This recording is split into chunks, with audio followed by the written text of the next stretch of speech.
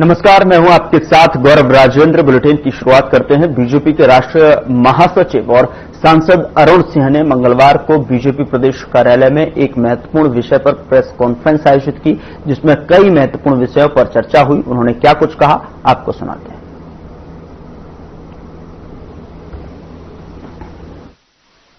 देश भर में 4 उप यात्राएं जो हमारे सरदार पटेल की जन्मस्थली तक जाएगी, वो 4 ऐसी यात्राएं निकाली गई। उसी को लेके कार्यशाला थी, हमारे जिलाध्यक्ष और पूरी टोली आए थे।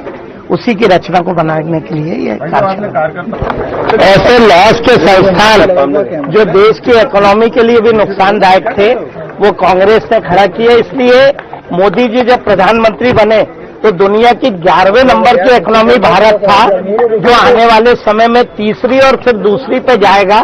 कांग्रेस की नीतियों को ही भुगत रहा ये राष्ट्र है और इसे मजबूत करने का काम आत्मनिर्भर भारत अभियान है। और इस बीच बड़ी खबर का रुख करते हैं। इंदौर से बड़ी खबर मिल रही है, जहां पर एमपीडी कंपनी में भीषण आग लगी। बाणगंगा थाना के पीछे है केमिकल फैक्ट्री। जोरदार धमाके से मची भगदड़।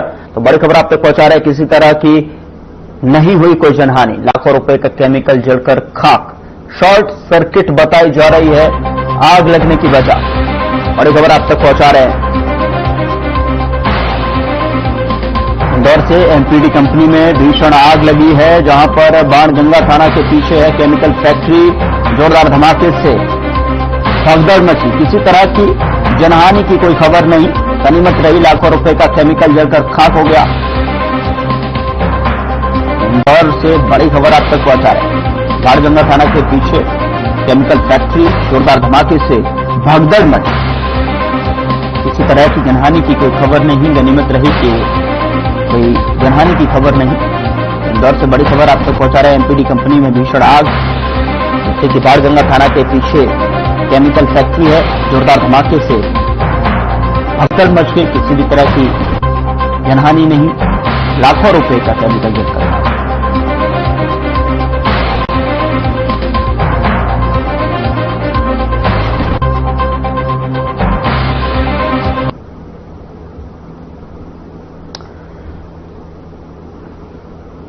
तस्वीरें स्क्रीन पर हैं, आप देख सकते हैं। एमपीडी कंपनी में भीषण आग लगी, जिसकी तस्वीरें आपके स्क्रीन पर हैं। यहां पर लगातार दमकल विभाग आग पर काबू पाने की कोशिश में जद्दोजहद करता हुआ, मशक्कत करता हुआ दिखाई दे रहा है। और ये लाखों रुपए का केमिकल जलकर खाक हो गया। चलिए खबरों में आगे बढ़ते हैं। महर्षि वाल्मीकि जयंती प्रकटोत्सव के उपलक्ष्य में समाजजनों द्वारा समरसता सम्मेलन का आयोजन किया गया, जिसमें मुख्य वक्ता के रूप में राज्यसभा सांसद गुरुदेव उमेश नाथ महाराज मौजूद रहे। इस कार्यक्रम की शुरुआत सारंगपुर विधायक और राज्य मंत्री डॉक्टर गौतम टेटवाल के मुख्य आतिथ्य में इंदिरा कॉलोनी से भव्य चल समारोह के रूप में हुई, जो तय मार्ग से होते हुए राठी मांगलिक परिसर पहुंचा। समारोह में नगरपालिका अध्यक्ष पंकज पालीवाल, नगरपालिका उपाध्यक्ष प्रतिनिधि नीलेश वर्मा, हिंदू उत्सव समिति अध्यक्ष डॉक्टर ध्रुव भल्ला और वाल्मीकि समाज सेवा समिति के जिला अध्यक्ष रामलाल खटक के विशेष मौजूदगी में समाज के विभिन्न कार्यक्रम आयोजित किए गए।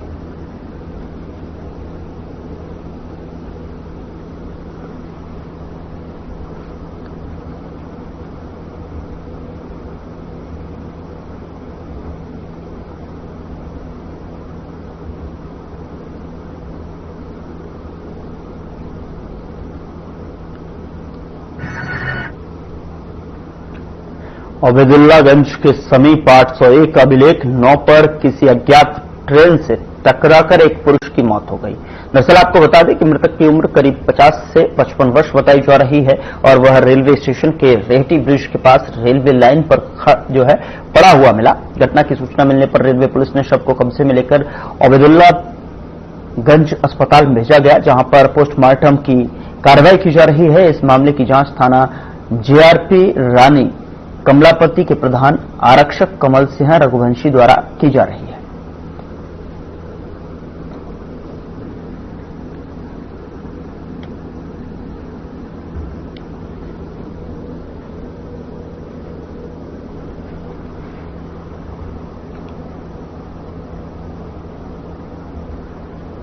उधर धार जिले के बदनावर तहसील के ग्राम कडोद कला में बड़ा हादसा हुआ है। दरअसल यहां पर एक 45 साल की महिला संतोष की मौत हो गई। प्राप्त जानकारी के अनुसार महिला अनाज काटने के बाद इलेक्ट्रिक ग्राइंडर कृषक मशीन में अनाज छानने का कार्य कर रही थी। अचानक मशीन की चपेट में आने से वह बुरी तरह से घायल हो गई। महिला हालत इतनी खराब थी कि इस जगह जगह से हड्डी टूटने के निशान और घाव के निशान महिला के शरीर पर देखे गए।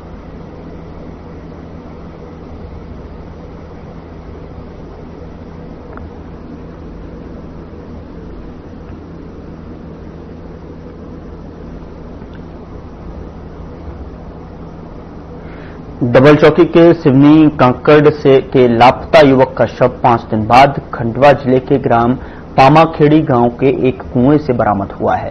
आपको बता दें कि 9 अक्टूबर को दीपक युवती से मिलने बस से पामाखेड़ी पहुंचा, लेकिन उसके बाद उसका कोई पता नहीं लगा। परिजनों ने दीपक की गुमशुदगी दर्ज की थी। सोमवार को अमन की लाश पामाखेड़ी के पास कुएं में हाथ पैर बंधी हुई मिली, जिसमें चोट के भी निशान थे। बताया जा रहा कि दीपक जब युवती से मिलने उसके घर पहुंचा तो युवती के 3 भाई उसके पीछे उसे मारने के लिए दौड़ पड़े।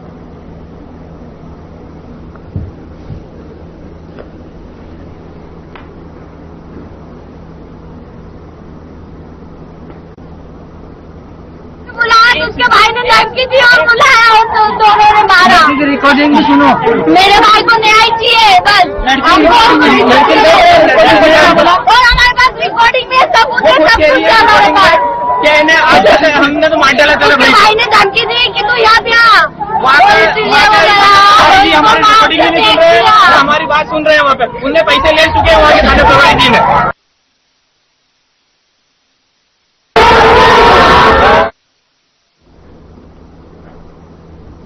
सिवनी में लगभग 3 करोड़ हवाला लूट मामले में मध्य प्रदेश के डीजीपी कैलाश मकवाना ने सख्त कार्रवाई करते हुए सीएसपी समेत 11 पुलिसकर्मियों पर एफआईआर दर्ज करने के निर्देश दिए हैं। दरअसल आपको बता दें कि एफआईआर डकैती, अवैध रूप से रोकना, अपहरण और आपराधिक षड्यंत्र के तहत दर्ज की गई है।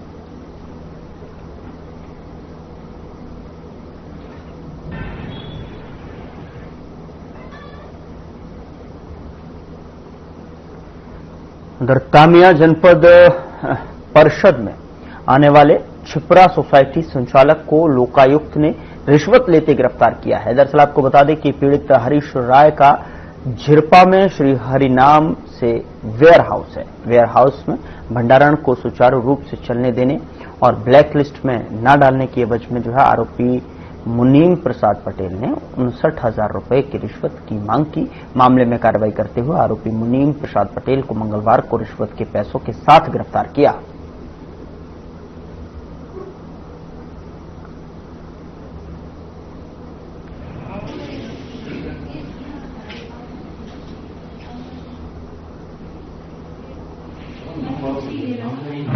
राय पिता रमेश राय निवासी झिरपा हैं, जिनकी झिरपा में श्रीहरि नाम से वेयर हाउस है, संचालन करते हैं वेयर हाउस का वो।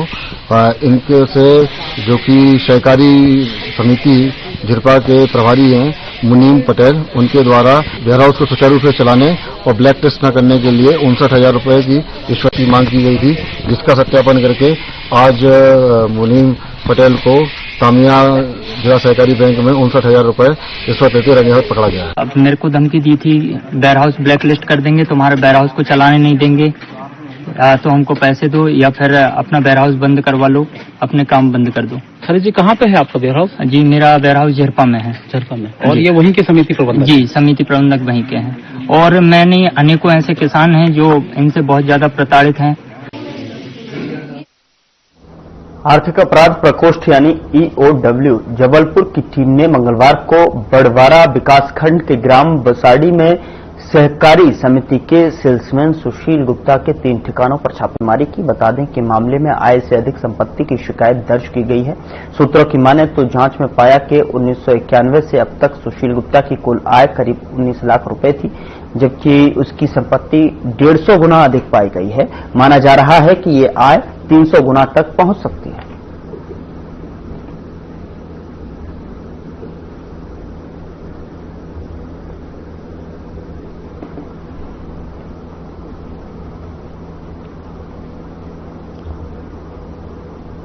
सिवनी के जनजातीय कार्य विभाग में पैसों के लेन देन का एक गोरख धंधा सामने आया है, जिसमें सादक सिवनी स्थित एकीकृत पीएम-श्री स्कूल में अंशकालीन कंप्यूटर ऑपरेटर की भर्ती के नाम पर 60,000 रुपए लिए जाने का एक ऑडियो वायरल हुआ है। इस ऑडियो में स्कूल की प्राचार्य रश्मि नामदेव के पति मुकेश नामदेव और पीड़ित रोहित जैन के बीच में पैसे लेन देन को लेकर जो बातचीत हो रही है, जिसमें यह भी कबूल किया गया है कि पैसे जनजातीय कार्य विभाग के अधिकारियों तक पहुंचाए गए।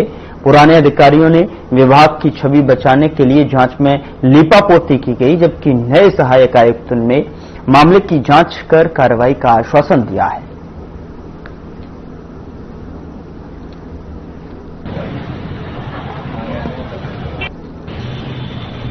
ये ऑडियो 1 साल पुराना है और इसकी जांच कराई जाएगी। जांच के आधार पर जो भी सिद्ध होगा उसके हिसाब से कार्रवाई की जाएगी।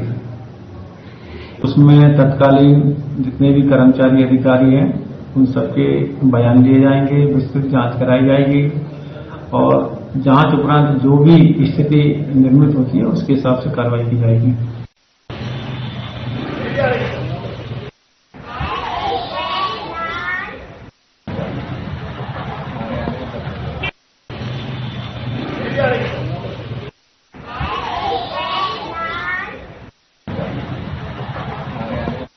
को जो है कबूला गया है और जनजातीय कार्य विभाग में घोटाला का ये पूरा मामला है। स्कूल में भर्ती के नाम पर 60,000 की घूस, जिसमें विभागीय अधिकारियों तक पैसे पहुंचाए गए।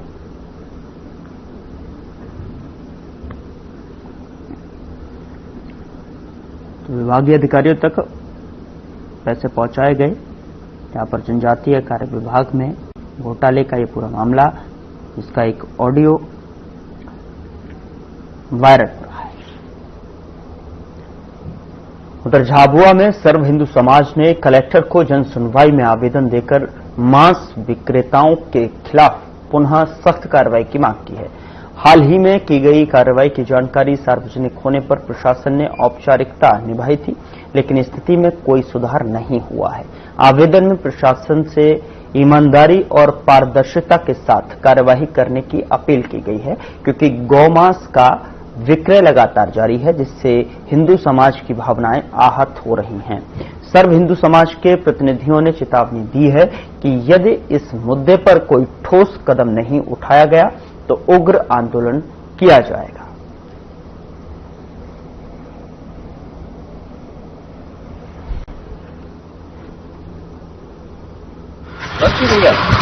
इस सुनवाई में हम दूसरी बार आए हैं। पहली बार जो कार्रवाई करी गई थी उससे समाज भी संतुष्ट नहीं था और कोई भी हर वर्ग युवा वर्ग भी संतुष्ट नहीं था जिस तरीके की कार्रवाई की जानी थी। उसको लेकर आज हम जैन सुनवाई में आए थे। हमारा यही विषय था कि कार्रवाई एक ठोस हो। जो पिछले सीएमओ थे यहाँ के, उनके द्वारा जो लाइसेंस इशू करे गए थे उनके जाते जाते उनके ऊपर कार्रवाई हो, चेकिंग हो पूर्व विभाग में कि किस नियम अनुसार ये लाइसेंस प्रोवाइड किए गए हैं। और आज भी आप देखेंगे उस कार्रवाई के बाद भी आज वहाँ पर मांस विक्रय हो रहा है और धड़ल्ले से हो रहा है, एकदम निडरता से हो रहा है, जो कि कहीं ना कहीं समाज को भी एक हिंदू समाज को भी एक चुनौती देता है कि आप लोग कुछ भी कर लीजिए, ये सिस्टम हमारे हिसाब से चलता है। इसी को लेकर आज जनसुनवाई में आए थे। पिछली बार जो कार्रवाई हुई थी उससे पहले सारी जो दुकानें थी सारी बंद हो गई थी, किस तरह से देखते हैं? देखिए क्या है, कुछ ना कुछ पुलिस को ले लेते हैं, प्रशासन को ले लेते हैं, कुछ निचले स्तर के जो अधिकारी रहते हैं उनका शायद कुछ टाइप है या कुछ लेन देन चलता होगा, जिस कारण हमको भी हमारे सोर्स से पता चला है कि हमको पहले से जानकारी मिल गई थी। उनको मतलब जिनके मांस मटन की दुकान थी उनको जानकारी मिल गई थी और उन्होंने वहां से सारा मांस हटा लिया था। यहाँ रुक रहे हैं एक छोटे से ब्रेक के लिए। ब्रेक के उस पार खबरों का सिलसिला लगातार जारी है। क्या रंग खिला, क्या रूप सजा, मैंने ही नहीं दुनिया ने कहा।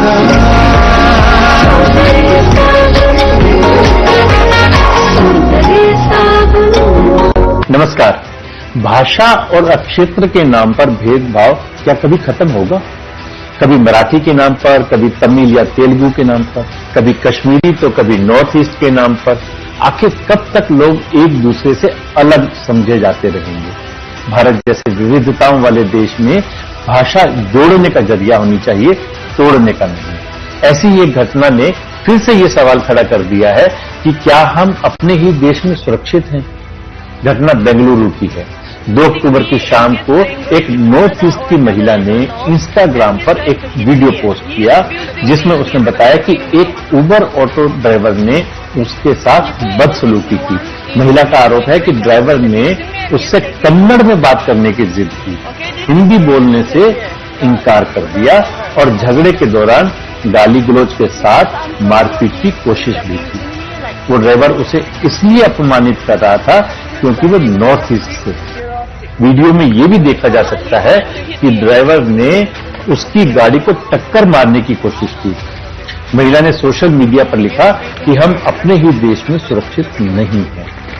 इस घटना ने न सिर्फ भाषा और क्षेत्रीय भेदभाव पर सवाल उठाए हैं बल्कि महिला सुरक्षा पर भी बड़ा प्रश्न चिन्ह लगा दिया है। उबर ने घटना पर माफी मांगी है और बेंगलुरु पुलिस ने महिला से पूरी जानकारी मांगी है। लेकिन सवाल अभी भी बाकी है। जब तक देश में हम अपने और पराये की दीवारें नहीं गिराएंगे तब तक न भाषा सुरक्षित होगी न महिलाएं। ऐसे में जरूरत है कि कंपनियां और प्रशासन दोनों ऐसे लोगों पर सख्त कार्रवाई करे ताकि कोई भी महिला किसी भी भाषा में किसी भी शहर में डर के बिना सफर कर सके। नमस्कार।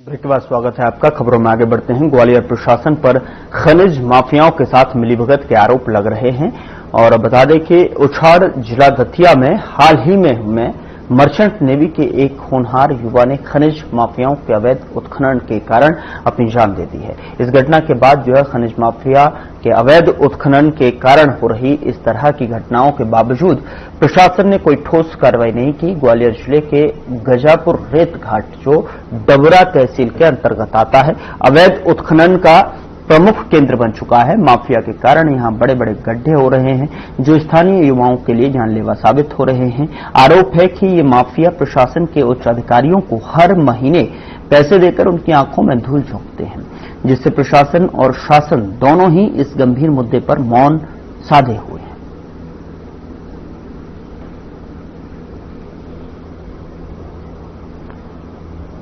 गजापुर रेत घाट बना उत्खनन का केंद्र। किस तरीके से जो है शासन प्रशासन की नाक के नीचे जो है ये उत्खनन का खेल चल रहा है उसे अंदाजा साफ तौर पर आप इन गड्ढों से लगा सकते हैं कि गजापुर रेत घाट किस तरीके से उत्खनन का केंद्र बन चुका है। माफिया द्वारा बड़े पैमाने पर रेत की चोरी की जा रही है और इस पर शासन प्रशासन पूरी तरीके से चुप्पी साधे हुए हैं।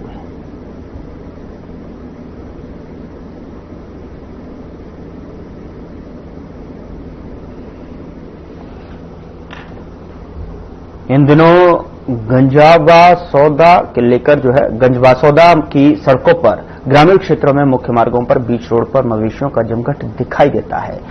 यह जमघट केवल ऋतु के मौसम में थोड़ा कम होता है क्योंकि वर्षा के कारण यह पशु इधर उधर छिप जाते हैं अथवा उनके मालिक इन्हें घरों में बांध लेते हैं। बाकी के पूरे समय पर यह पशु जिन्हें आवारा पशु कहा जाता है आवागमन में बाधक बनते हैं। समाजसेवी संस्थाओं ने प्रशासन से मांग की है कि सड़क पर जो भी पशु और कुत्ते आवारा घूमते दिखाई दें उनको कांजी हाउस भेजकर अथवा गौशाला भेजकर उन्हें मालिकों से भारी राशि के रूप में जुर्माने के रूप में वसूल किए जाए ताकि इस प्रकार की जानवरों की ओर और आवारा कुत्तों के बीच सड़क पर भीड़ कुछ कम हो सके और आम नागरिक दुर्घटनाओं का शिकार होने से बच सके। पशुओं का जमा बड़ा उदयपुर में देखिए सारे पशु।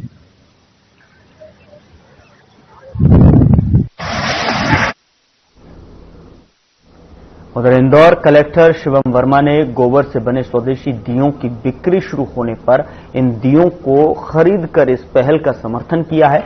इंदौर प्रशासन ने पर्यावरण अनुकूल इन दीयों को बढ़ावा देने के लिए विशेष अभियान शुरू किया है। बता दें कि आकर्षक पैकेजिंग में उपलब्ध ये दिए न केवल जलने के बाद खाद के रूप में इस्तेमाल किए जा सकते हैं, बल्कि ग्रामीण महिलाओं को रोजगार के अवसर भी प्रदान करते हैं। कलेक्टर वर्मा द्वारा इन दियों को खरीदने से इस पहल को प्रोत्साहन मिलेगा और इसमें अन्य लोग भी स्वदेशी उत्पादों को अपनाने के लिए प्रेरित होंगे। यह कदम पर्यावरण संरक्षण और स्थानीय आर्थिक विकास की दिशा में एक महत्वपूर्ण पहल है।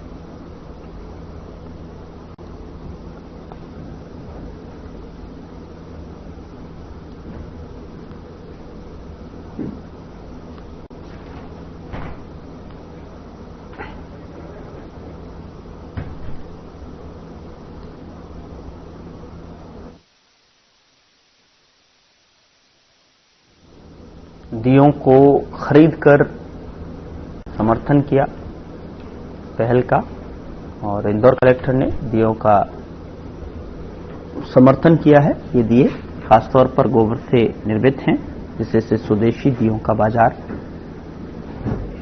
में आगमन हुआ।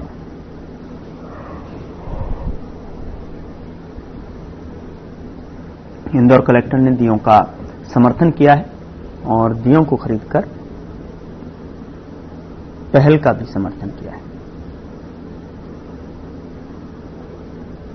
ये पहल की गई है, इसमें गोबर से बने हुए जो गोबर हमारे जो गौशालाओं से निकलता है, गौमाता का गोबर, उससे हम लोग दिए बना रहे हैं और उन्हीं दियों को बनाकर हम लोग उसको सेल भी कर रहे हैं। ऐसे एक कलेक्ट्रेट में काउंटर आज प्रारंभ किया गया है और साथ ही साथ जो हमारे उचित मूल्य की दुकानों में जो पोषण केंद्र है, ऐसे 30 स्थान है पूरे शहर में, वहां से भी किया जा रहा है और हम लोग प्रयास कर रहे हैं कि हाट बाजार या अन्य स्थानों में भी जहां पर हमको उपयुक्त स्थान मिलेगा वहां से भी इनका वितरण करेंगे हम लोग और इसको सेल किया जा रहा है। और आज यहाँ भी शुरू हुआ है और हम चाहते हैं कि आपके माध्यम से भी सभी लोगों को संदेश जाए और हम अपनी दिवाली में इन गोबर से बनी दियों का उपयोग करेंगे तो निश्चित ही वो स्वदेशी उत्पादों को बढ़ावा मिलेगा, साथ ही साथ पर्यावरण की दृष्टि से भी अच्छा होगा। उधर सेंट एंस सीनियर सेकेंडरी स्कूल के छात्र अगत्या गुप्ता ने नर्मदापुरम में आयोजित राज्य स्तरीय सुगम संगीत एकल बाल रंग प्रतियोगिता में प्रथम स्थान प्राप्त कर विद्यालय और परिवार का नाम रोशन किया। अगत्या ने पहले जिला और संभाग स्तर पर भी उत्कृष्ट प्रदर्शन किया था और अब राज्य स्तर पर भी अपने संगीत से सबका मन मोह लिया। प्रतियोगिता में इंदौर, उज्जैन, सागर, रीवा, शहडोल, होशंगाबाद, जबलपुर, चंबल और ग्वालियर संभागों के प्रतिभागियों ने हिस्सा लिया। वहीं प्रतिभागियों को ज्वाइंट डायरेक्टर द्वारा प्रमाण पत्र और मेडल से सम्मानित किया गया।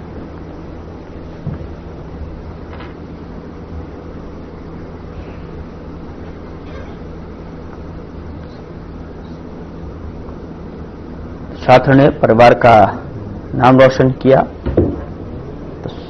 सुगम संगीत प्रतियोगिता आयोजन किया गया जिसमें कई प्रतिभागियों ने जो है इसमें हिस्सा लिया, अपने अपने हुनर का यहां पर प्रदर्शन किया।